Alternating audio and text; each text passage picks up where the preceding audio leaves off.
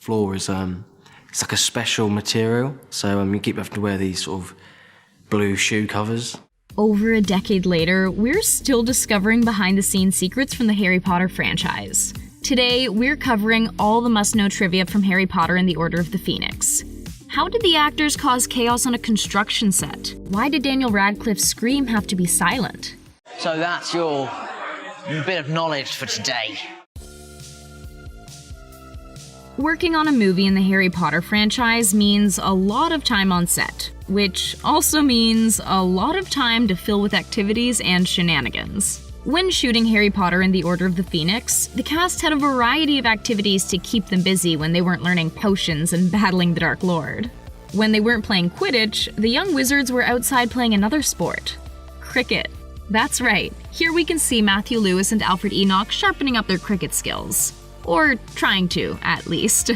We wonder how often they took homework breaks. Got some in for one of the tutors, which I haven't done. Daniel Radcliffe and Gary Oldman didn't just bond on screen. They spent quality time together off screen as well.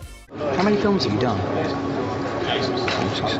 40-something. There must be now. As for Nymphadora Tonks actress Natalia Tena, music was more her style. Here she is in her trailer playing some of her own original songs. Evidently, the cast is full of surprise talents. It wasn't all fun and games, though. Remember that many of the actors were still in school and regularly needed to do homework. The team did take a planned 9-week break from filming for Daniel Radcliffe and Emma Watson. The two actors had to do some major school exams. I have worked hard every single day that I was at that school. While the actors were working, they got to learn some new skills in the wizarding world. With wand choreography. Since the 5th film in the series incorporated a lot of high-level wand work, Paul Harris, a dance choreographer, was brought in to teach the actors how best to work with the styles and techniques to really bring their wizarding to life. They had 5 basic moves to use, with every character adding their own special touches to each according to their personality. This work was definitely intense. So much so that many of the actors actually wound up breaking their wands, resulting in them using rubber ones instead, which were more durable than the wood. Breaking the most wands throughout the films, I think it's about 10. At the time of this film, the record holder for the most wands broken was Devon Murray, who'd already gone through 10 different wands. Wands can be very dangerous business, and no one would know that better than Matthew Lewis, who suffered a perforated eardrum after Helena Bonham Carter accidentally stabbed his ear with a wand. Speaking of Bonham Carter, the actress happened to have some enhancements for the movie. She'd had chicken fillet inserts to put inside her bra while shooting. What's this rubbish?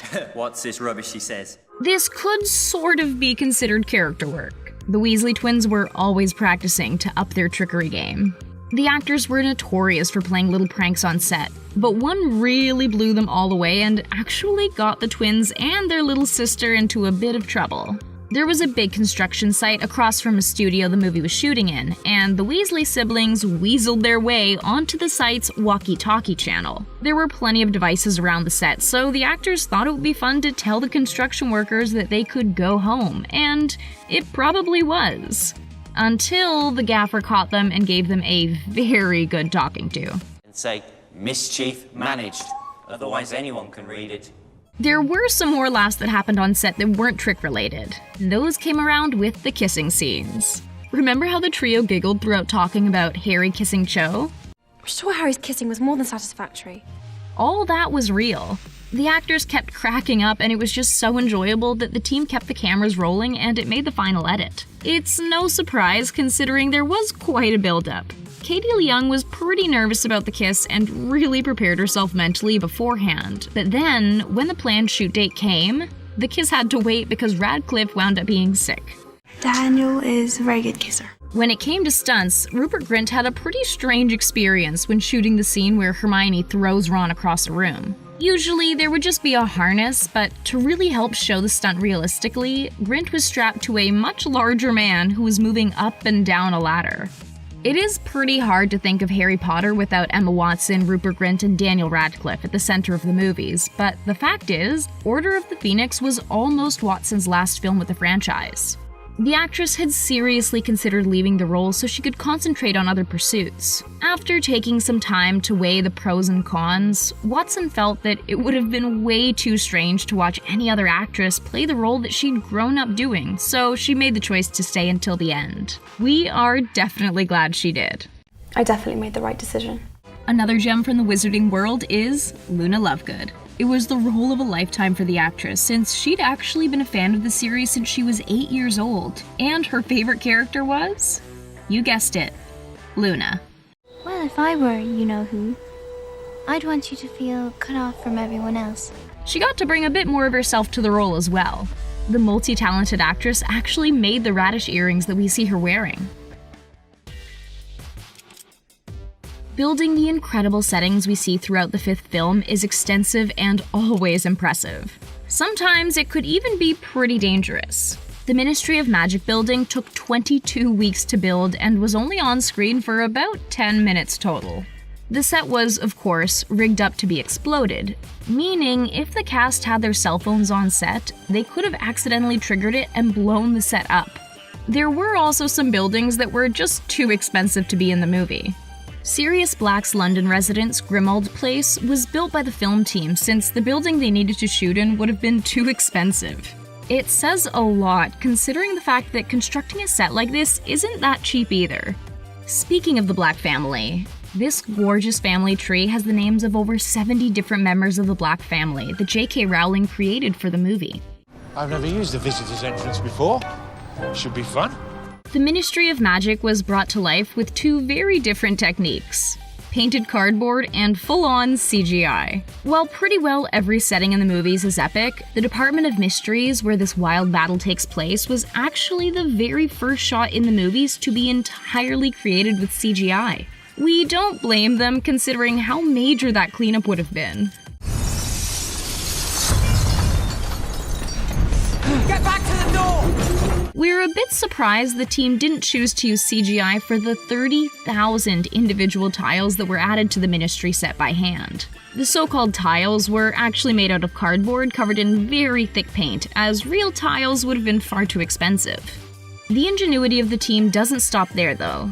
How does Mad-Eye Moody manage to ride a broomstick with a prosthetic leg? A specially customized broom. Instead of the stirrups the other actors used, actor Brendan Gleeson rode a broom that had posts at the front for his legs and a seat for him to sit on. Stay in formation, everyone. Don't break ranks. One of our absolute favorite references in the whole movie has to be Harry's nod to a beloved character, Remus Lupin. You know, the very first time I saw you, Harry, I recognized you immediately. If Harry's teaching fashion is familiar, then it's probably because it's very closely modeled after the clothes Professor Lupin wore during Harry Potter and the Prisoner of Azkaban. Radcliffe brought the idea to his producers because he thought it would be a good way to pay respect to the professor he'd looked up to so much. People like me are, well, let's just say that I'm used to it by now. The creative choices in this film really made it a standout. One in particular still manages to move us every time we see it: Harry's scream after Sirius Black passes away. The choice to make the heartbreaking moment silent was reportedly because the actual scream recorded was so painful that it made Emma Watson and Helena Bonham Carter actually cry. We can't even imagine watching and hearing this scene in person. The original audio has still never been released publicly. As for this terrifying moment, the wacky eye color change Harry has is courtesy of CGI, as opposed to contacts, since, of course, Radcliffe wasn't able to wear contacts. As with all the films, they aren't entirely consistent with what's written in the novels. One of the more notable changes in this movie was, of course, the purple hair Tonks has instead of the signature pink she's described as having in the novel. The team felt pink was too associated with Dolores Umbridge and didn't want there to be any connections between the two characters. The purple hairdo took about 30 minutes to prepare every single day, with part of her real hair that had been dyed as well as a purple lace wig that she had on. Another change was Kreacher being included in the movie. While his role isn't huge, it was important enough to add to the script after J.K. Rowling insisted he be included, in order for other scenes that needed to happen in future to make sense. All his scenes were actually added after the principal shooting.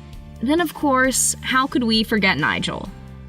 Well, if you've only read the books, then you absolutely wouldn't know who Nigel is, since he was a character created just for the movie, without any mention in the book series.